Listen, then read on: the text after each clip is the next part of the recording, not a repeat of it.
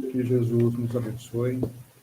Nós, no dia 18 de novembro, fizemos a nossa última apresentação e falamos sobre o capítulo 10 do livro Missionários da Luz, que é um livro que daqui a 3 anos ele vai completar 80 anos.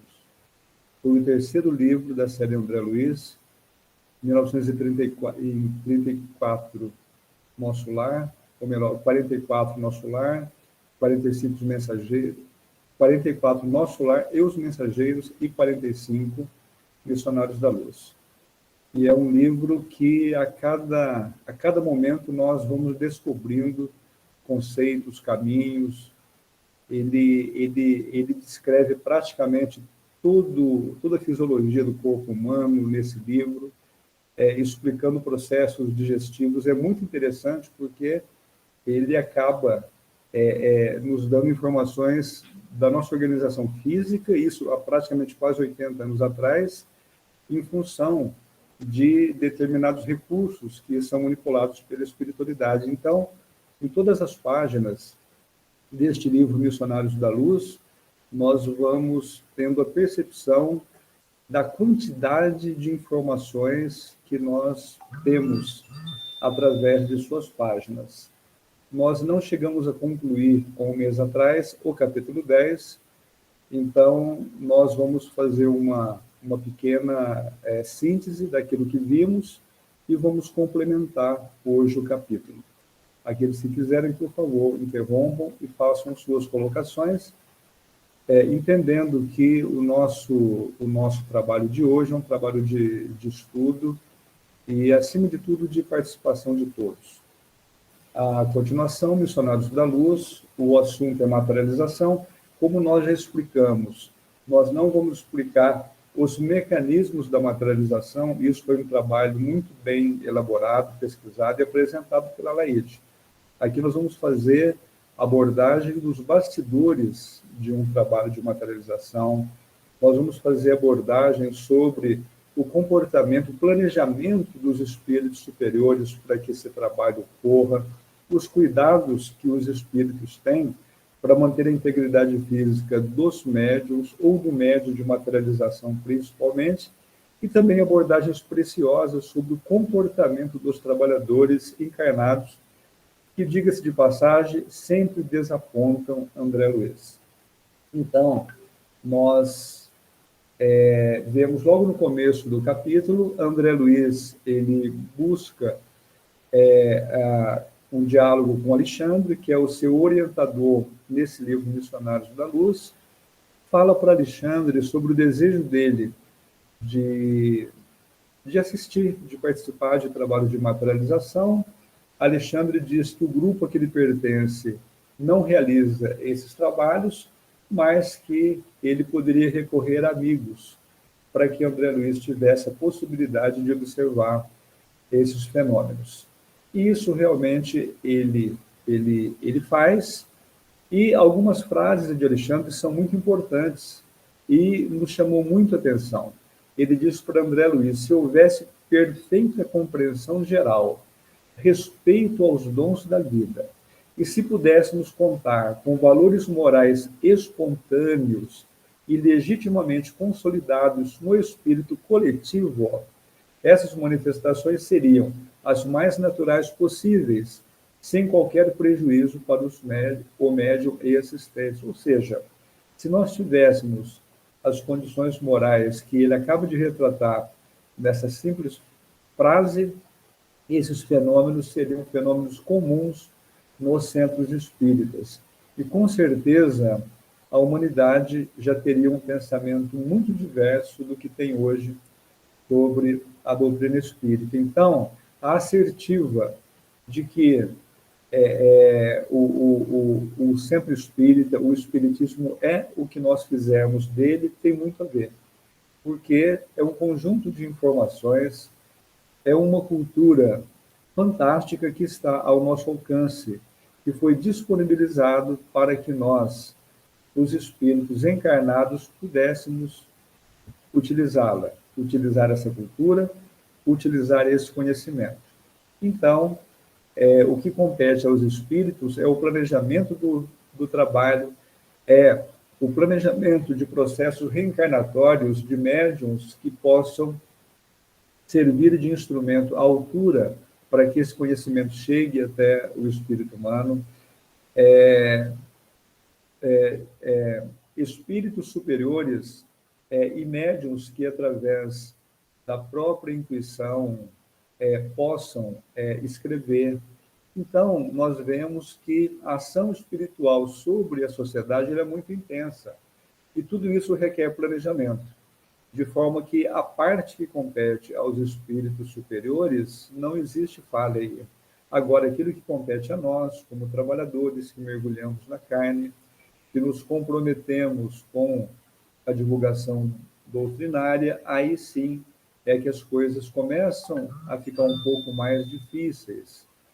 Nós não podemos esquecer que nós nos alinhamos entre os trabalhadores de Jesus, do Evangelho, e que Jesus deixou muito claro: se vocês desejam me seguir, é muito simples, pegue a sua cruz e siga-me. Ou seja, além dos problemas do mundo, além dos problemas pessoais, além das questões que nos são vinculadas e que se expressam em dificuldades, além de tudo isso, que é a nossa cruz, nós ainda temos o compromisso institucional, o compromisso com o centro espírita, e aí vai depender somente de nós o êxito reencarnatório relativamente a essa questão.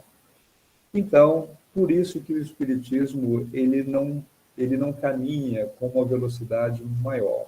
Mas Alexandre, o mentor Alexandre deixa muito claro que se nós estivéssemos um pouco mais à frente em termos de moralidade, as reuniões espíritas contariam com uma frequência muito grande com a materialização de entidades superiores, o que, naturalmente, alavancaria o movimento espírita. Esse fenômeno da materialização em centros espíritas acontece no plano espiritual, onde entidades de esferas bem mais elevadas se materializam para estar com os trabalhadores. Bem, Alexandre, então, ele vai conduzir André Luiz a essa reunião de materialização. A reunião ela seria iniciada às 9h da noite, e lá ele vai apresentar André Luiz para o irmão Calimério. E, segundo André Luiz, Calimério é uma entidade espiritual superior à condição hierárquica de Alexandre. E, a partir do momento em que Alexandre apresenta André Luiz e o porquê da sua visita, naturalmente explicando que ele estava escrevendo o livro Missionários da Luz, Alexandre diz essa frase muito bonita, muito importante para que possamos refletir, onde ele diz para André Luiz: observar para realizar é serviço divino. E aí começam, então, as observações de André Luiz. O trabalho aconteceria numa residência particular, e ele vai observar que essa residência ela foi isolada por um cordão de trabalhadores espirituais, construindo um círculo de segurança de 20 metros em derredor da casa, ou seja, havia ali a casa, depois, a uma distância de 20 metros da casa, um círculo muito grande, e esse círculo delimitava a faixa de segurança. Nenhuma entidade entraria ali que não fosse autorizada.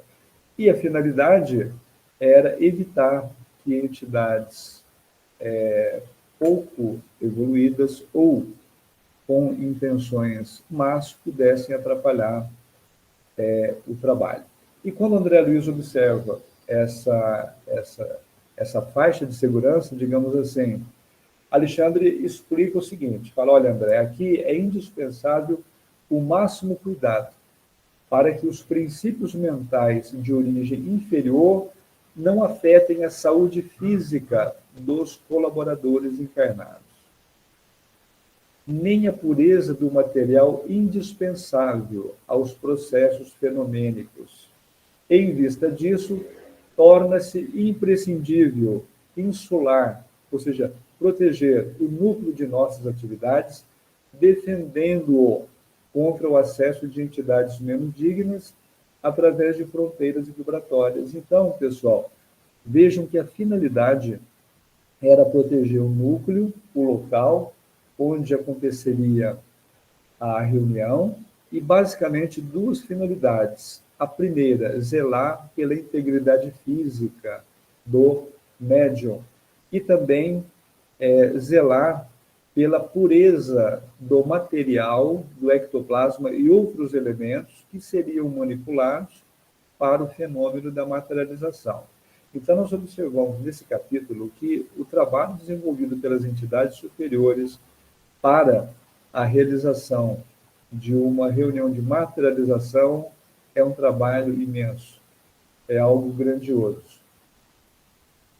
E fica muito claro que o grande problema dessas reuniões, a segurança, normalmente ela é afetada pela ausência de preparo dos trabalhadores espíritas. E por que isso? Porque normalmente nós não nos preocupamos muito com aquilo que André Luiz chama de comezinhos princípios de elevação moral, ou seja, nem os mínimos detalhes que teríamos obrigação de zelar por eles, sob o ponto de vista da moralidade, normalmente nós não nos ligamos muito, nós não temos essa percepção, ainda falta-nos um amadurecimento para que nós possamos cuidar de fatores pequeninos, mas importantes, para que possamos participar de uma reunião dessa natureza. E aí fica, então, uma das frases muito importante do instrutor Alexandre, quando ele diz: quando não se verifica o devido cuidado por parte dos trabalhadores encarnados, o fracasso pode assumir características terríveis. Por quê? Os irmãos que estabelecem as fronteiras vibratórias no exterior do recinto não podem impedir a entrada de entidades inferiores, absolutamente integradas com suas vítimas terrenas. Em tais condições, as ameaças são verdadeiramente inquietantes. Então, toda aquela fronteira vibratória de 20 metros em torno da residência onde se realizaria o trabalho é para evitar que as entidades menos dignas possam perturbar os trabalhos. Entretanto, aquela fronteira e nem a presença dos trabalhadores espirituais pode evitar a entrada de entidades inferiores integradas com suas vítimas terrenas, ou seja, se algum dos trabalhadores estiver vinculado a uma entidade de intenções inferiores, essa entidade vai entrar. Ela está vinculada ao trabalhador. Então, o trabalhador acaba sendo a ponte. Ele acaba sendo o responsável pela entrada de entidades que certamente poderão perturbar os trabalhos. Embora o plano espiritual tenha sempre recursos para estar resolvendo essas questões, embora a prática nos mostre que nem sempre isso é possível, em função do elevado vínculo entre encarnados, trabalhadores e entidades menos evoluídas. Lá no começo do livro Missionários da Luz, nós chegamos a falar sobre essa questão, sobre essa dualidade. O trabalhador, muitas vezes, ele se apresenta muito vinculado aos espíritos superiores, suas vibrações chegam a se confundir logo após o término dos trabalhos. Mas quando o trabalhador sai para a rua, deixa o templo e vai para a sua casa, ali, muitas vezes, ele começa a perder todo aquele vigor, todo aquele ganho, digamos, vibratório que ele conseguiu no centro. Isso em função do vínculo que ele apresenta, que nós apresentamos, com entidades que nos são ligadas em função do nosso passado. E aí, André Luiz vai também observar outro fato que vai chamar a atenção dele. Ele percebe que 20 entidades de nobre hierarquia, vejam bem, pessoal, 20 entidades Se a gente for somando o número de trabalhadores que ele vai se defrontando, cada um com sua especialidade, nós percebemos que um trabalho de materialização, ele requer uma movimentação muito grande de entidades superiores.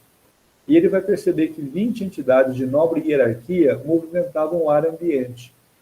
E Alexandre vai esclarecer, e ele vai dizer assim, temos ali esclarecidos cooperadores do serviço que preparam o ambiente, levando a efeito a ionização da atmosfera, combinando recursos para efeitos elétricos e magnéticos, ou seja, o ar do local onde o trabalho de materialização ocorre tem que ser ionizado, a atmosfera tem que ser trabalhada para possibilitar que o processo de materialização ocorra. Nós não colocamos aqui, mas André Luiz ele vai explicar o porquê desses recursos com relativo detalhamento da situação. E aí ele vai perceber que logo em seguida entra um outro grupo de trabalhadores com aparelhos. Esses aparelhos, eles eram aparelhos pequenos, mas com elevado potencial elétrico, em função dos raios que eles movimentavam em todas as direções. Então, André Luiz vai ficando extasiado com a estrutura ambiente para que o trabalho aconteça. Naturalmente que são tecnologias de 80 anos atrás no plano espiritual e que provavelmente um dia ainda chega aqui na Terra, né? E Alexandre também vai esclarecer que esses amigos, esses trabalhadores, eles são encarregados de operar a condensação do oxigênio em toda a casa. E vai dizer que o ambiente, para que ocorra a materialização, ou seja, espírito, entidade do plano invisível, no plano físico, isso vai requerer um elevado teor de ozônio.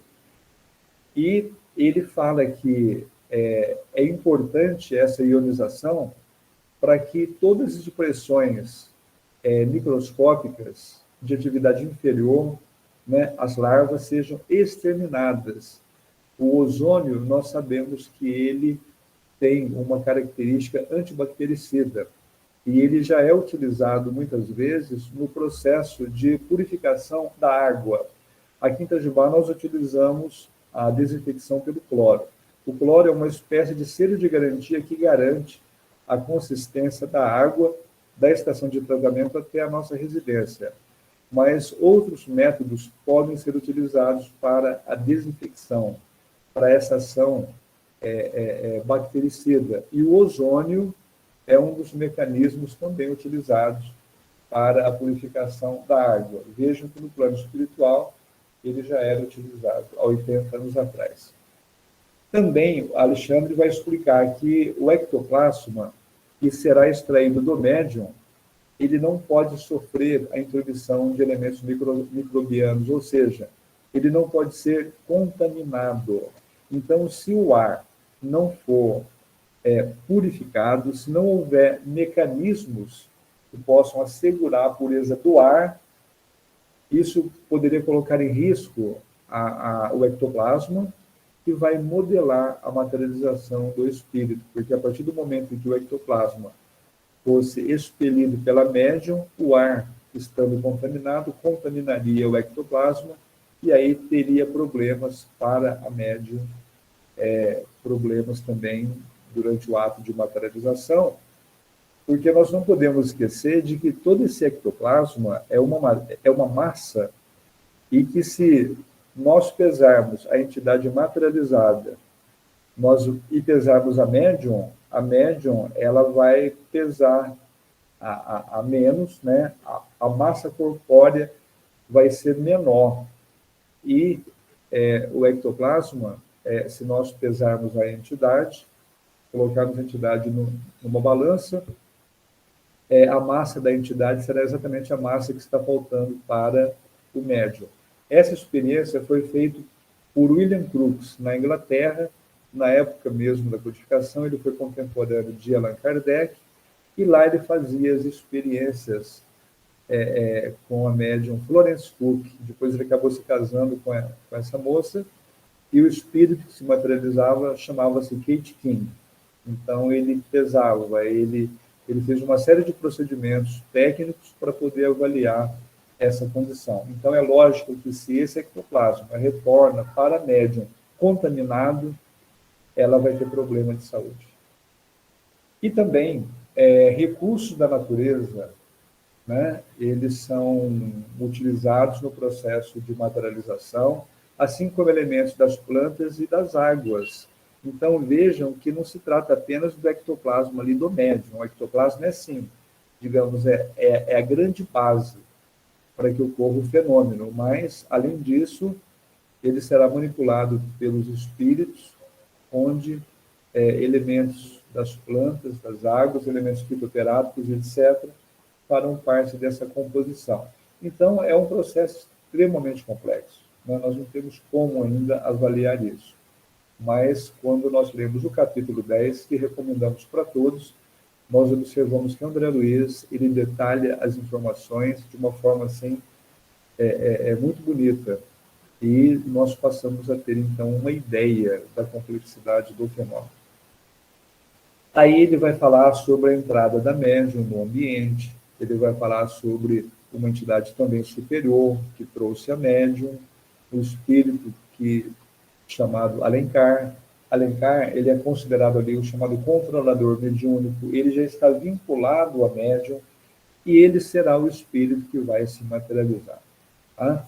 Depois, nós lemos, inclusive, a semana passada, da última vez que apresentamos, de 18 de novembro, todo o mecanismo desenvolvido pelas entidades para que o estômago, a parte gástrica da médium, esteja perfeitamente livre da influência dos alimentos. E é um trabalho, nós lemos todo o texto, naturalmente que vocês se lembram, aqueles que quiserem novamente ter essa informação, por favor, leiam essa descrição no capítulo 10. É um trabalho interessantíssimo. O André Luiz vai fazendo uma descrição de todos os órgãos, de todas as questões ligadas à digestão, e depois que esse trabalho hercúleo, feito por 5 entidades superiores, quando eles concluem essa fase gástrica, aí eles começam a trabalhar o sistema nervoso.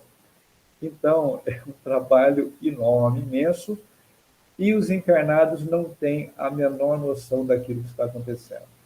E André Luiz ele vai dizer, em meio a essa observação, que deixa ele muito surpreso, ele vai dizer: o aparelho mediúnico foi submetido a operações magnéticas destinadas a socorrer-lhe o organismo nos processos de nutrição, circulação, metabolismo e ações protoplásmicas, a fim de que o seu equilíbrio fisiológico seja mantido, acima de qualquer surpresa desagradável.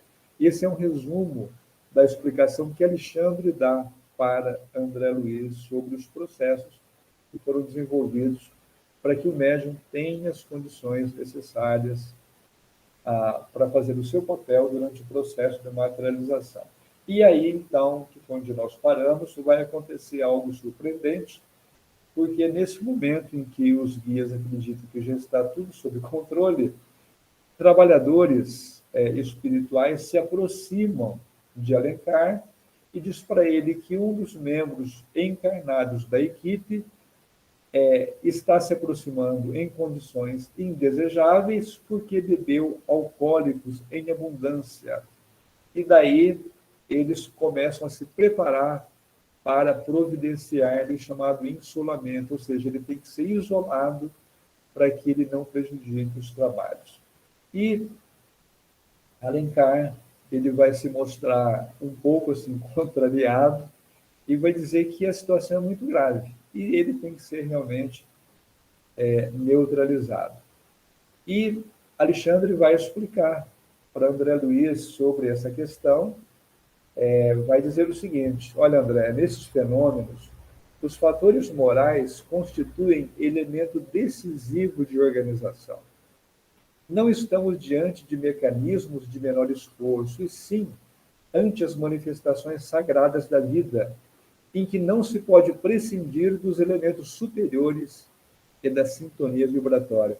Então, é muito interessante como que Alexandre dá, para cada fato, para cada observação de André Luiz, ele dá uma conotação muito elevada. E aí nós começamos a desenvolver em nós aquilo que poderíamos chamar de senso de responsabilidade, ou seja, não se brinca com essas questões. E ele vai observar, André Luiz, algo muito interessante. Apesar da preocupação e da gravidade da situação, ele observa esse trabalhador e vai observar que ele está evidenciando excelentes disposições. Ele não revelava exteriormente qualquer tipo de embriaguez, ou seja, ele estava bem, ele não estava embriagado. Não havia sido naquele momento que ele havia ingerido os alcoólicos. Provavelmente isso tenha sido no almoço e eles já estavam à noite, 9 horas da noite, para realizar o trabalho. Então, a pessoa já não tinha mais os efeitos da embriaguez, mas as consequências da ingestão do álcool, elas eram altamente comprometedoras. Satisfazendo, porém, as determinações de Alencar, então, André Luiz diz que os operários, os trabalhadores espirituais, eles cercaram essa pessoa às pressas, tal como enfermeiros que se encarregam de doente grave. Então, ali, essa pessoa, esse trabalhador, que eles chamam de senhor P, era assim, ali ele era tratado como um doente grave. E aí os serviços, eles prosseguiram com naturalidade, a médium foi conduzida a um pequeno gabinete improvisado, e aí, pessoal, vai ocorrer uma outra situação também, né? Os encarnados ali presentes, dando trabalho e colocando em risco a organização superior. E André Luiz vai descrever da seguinte forma: via-se, no entanto, que, como acontecia em outras reuniões, os amigos terrestres emitiam solicitações silenciosas, entrando as vibrações mentais em conflito ativo, desservindo ao invés de auxiliar no trabalho da noite, o qual requisitava a mais elevada percentagem de harmonia, ou seja, os encarnados que estavam ali aparentemente em oração, na verdade, eles estavam emitindo vibrações mentais que estabeleciam um verdadeiro conflito. Elas prestavam um verdadeiro desserviço, não auxiliavam os trabalhos que estavam se desenvolvendo, ainda nos seus preparativos, e ainda colocavam em risco a harmonia daquilo que estava acontecendo ali. Então, pessoal, nos centros espíritas nós temos duas situações muito sérias. Primeiro, aqueles que não param de falar. E segundo, aqueles que aparentemente estão orando, mas que na verdade estão fazendo exigências, estão fazendo determinados pedidos, estão com determinados pensamentos, que acaba atrapalhando ao invés de auxiliar. Então, é importante que tenhamos consciência dessa realidade para que possamos conduzir a casa espírita da melhor forma possível. Tudo aquilo que for possível que os dirigentes puderem fazer para que essas questões sejam evitadas, é lógico que nós teremos que fazer. E aí ele percebia que os assistentes, a equipe de trabalhadores que participariam desse trabalho, estavam profundamente dominadas pelo eu, né? Ou seja, as expressões do egoísmo, mesmo de forma inconsciente, imperavam e atrapalhavam os trabalhos. Enquanto uns exteriorizavam exigências, outros determinavam as criaturas desencarnadas que deveriam comparecer nos fenômenos de materialização. Percebe? Então, a falta de uma disciplina mental, ela era muito grande ali. E como se não bastasse, as pessoas ainda faziam exigências, né? Queriam que essa ou aquela criatura que se materializasse. É aquilo que Divaldo nos fala sobre Joana ter chamado a atenção dele. Ela pede para que ele se cale. E ele fala, mas eu estou calado. Aí ela fala, sua mente não está calada e está atrapalhando. E aí ele vai dizer ainda essa frase interessante para nós. Nossos amigos, ou seja, os trabalhadores encarnados, ignoram como auxiliar-nos harmonicamente através das emissões mentais. É mais razoável se abstenham da concentração por agora.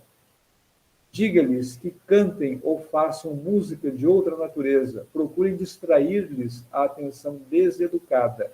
Essa frase é um pedido do Alencar, que é o diretor espiritual dessa reunião, para Alexandre.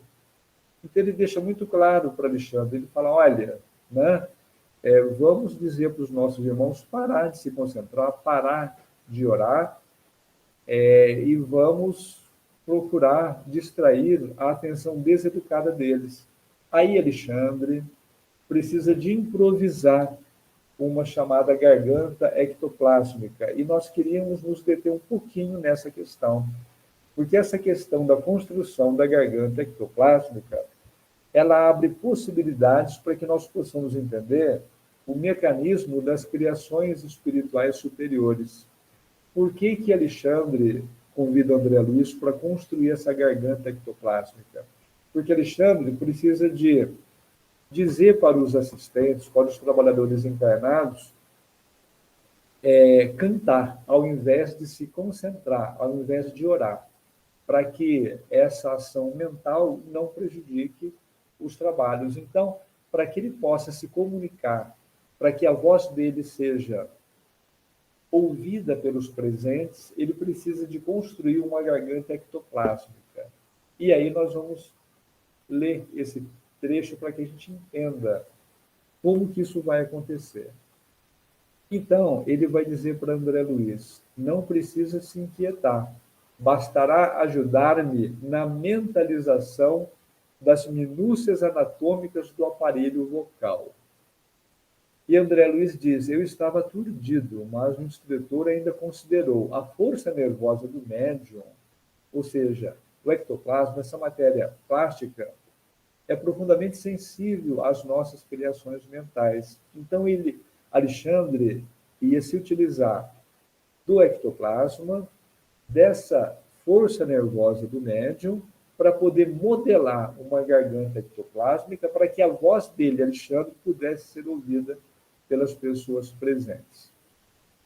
E aí, André Luiz vai descrever assim, Alexandre tomou pequena quantidade daqueles eflúvios leitosos que se exteriorizavam particularmente através da boca, narinas e ouvidos do aparelho mediúnico, e como se guardasse nas mãos reduzida quantidade de gesso fluido, começou a manipulá-lo, dando-me a impressão de estar completamente alheio ao ambiente, pensando com absoluto domínio de si sobre a criação do momento. Ou seja, Alexandre colocou ali toda a sua força mental sobre aquela pequena quantidade de ectoplasma que parecia um gesso fluido, uma matéria pastosa.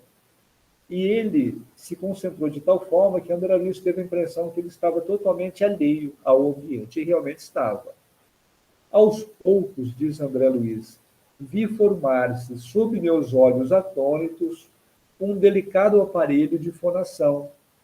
No íntimo do esqueleto cartilaginoso, esculturado com perfeição da matéria ectoplásmica, organizavam-se os fios tenuíssimos das cordas vocais, elásticas e completas na fenda glótica, e em seguida Alexandre experimentava emitir alguns sons, movimentando as cartilagens aritenoides.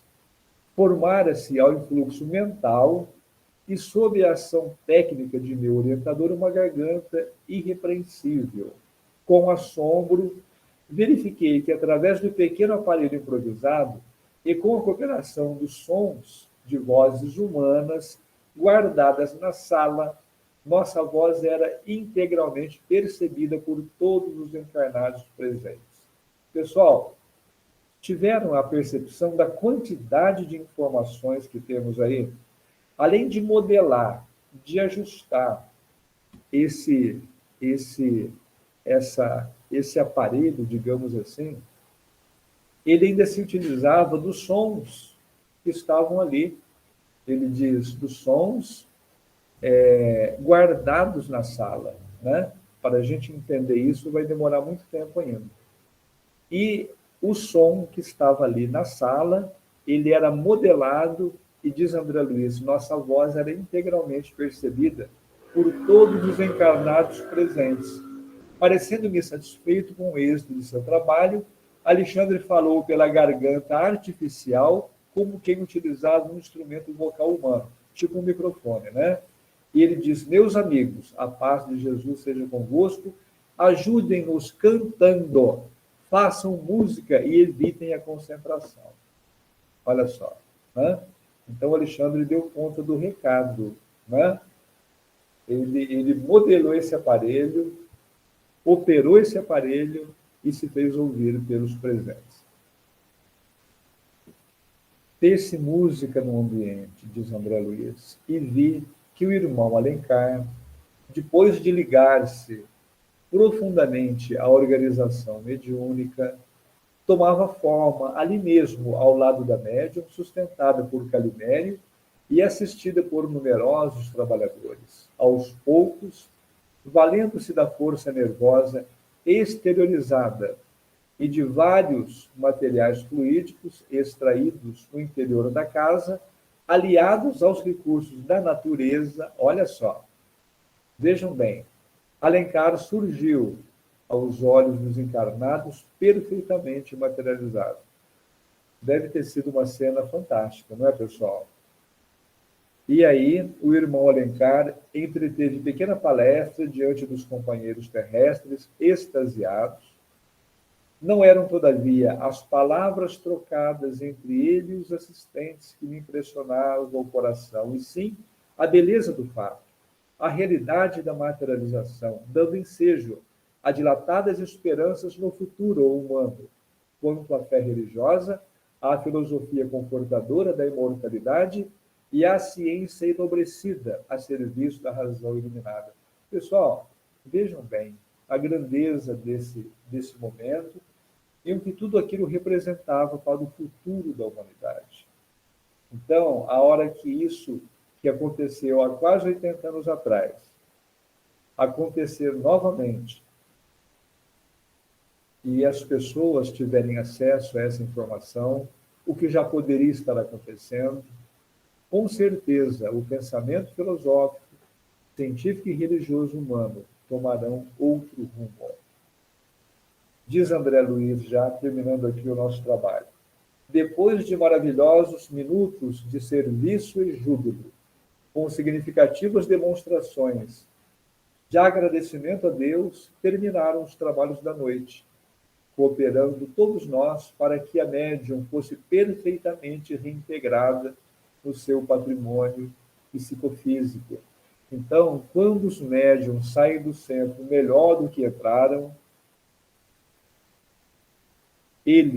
nós médiums, não temos ideia do trabalho das entidades superiores para garantir a nossa integridade física e psíquica.